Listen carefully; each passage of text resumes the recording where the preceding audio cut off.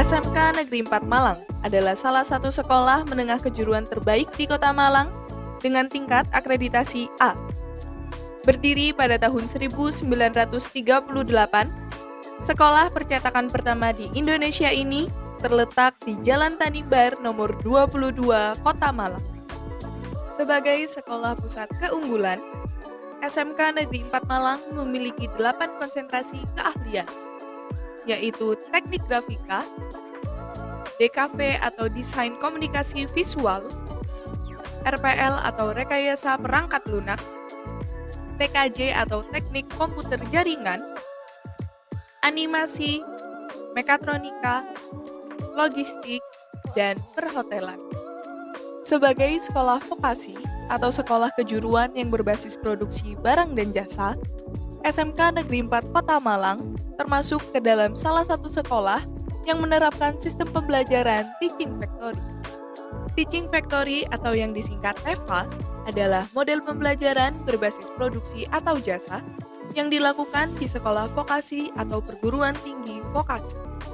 Teaching Factory dirancang untuk mempersiapkan lulusan SMK agar mampu bersaing di dunia industri dan siap menjadi wirausaha.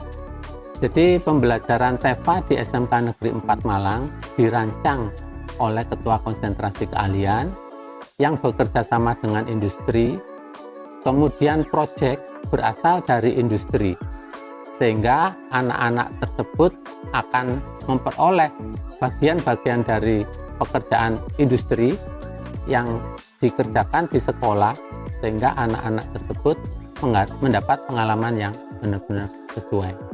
Ya, SMK Negeri 4 Malang melaksanakan pembelajaran Teaching Factory mulai tahun 2008 sampai sekarang.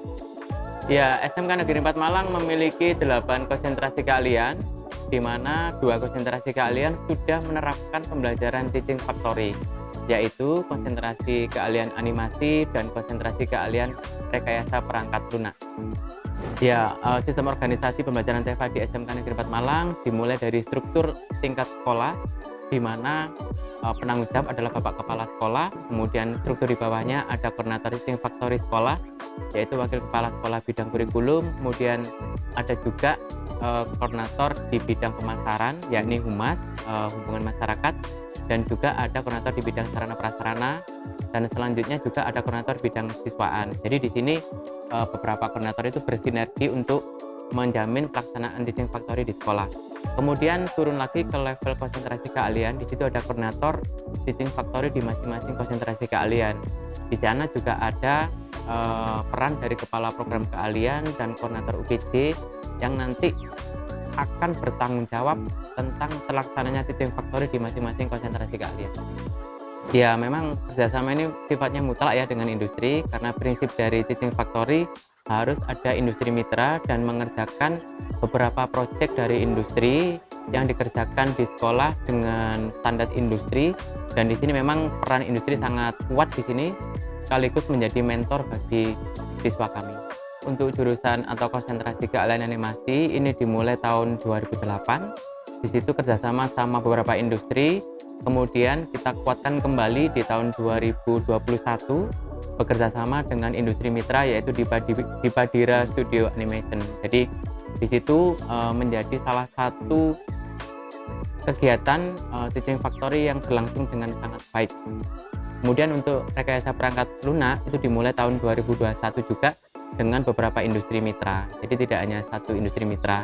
Kemudian untuk pembelajarannya memang diawali dengan MOU di awal, kemudian diikuti dengan penyiapan pembelajaran Teaching Factory mulai dari program guru tamu, sinkronisasi kurikulum, kemudian nanti masuk ke pembelajaran Teaching Factory. Kemudian untuk 2 konsentrasi keahlian ini memang sudah berjalan hampir 3 tahun ke belakang ini. Untuk di dalam jurusan animasi ini kita menggunakan sistem blok.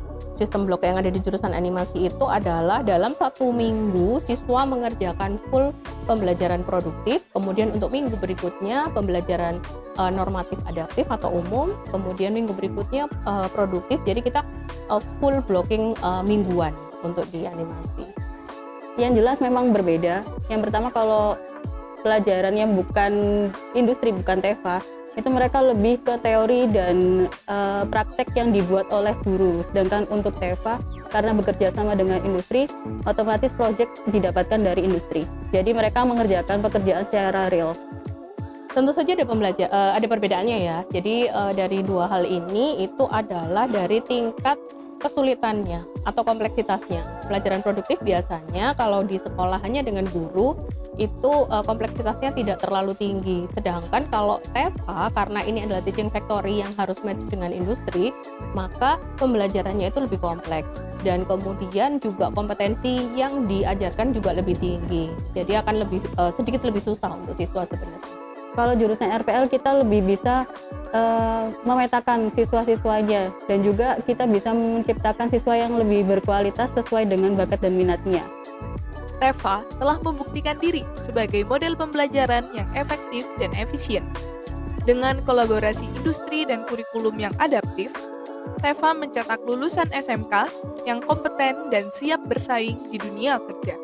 Dengan keterampilan yang praktis dan pengetahuan yang relevan, para lulusan ini siap menghadapi tantangan global dan berkontribusi secara signifikan dalam berbagai bidang. TEFA tak sekedar mencetak lulusan, melainkan mempersiapkan generasi masa depan yang siap berinovasi dan membawa perubahan positif bagi bangsa.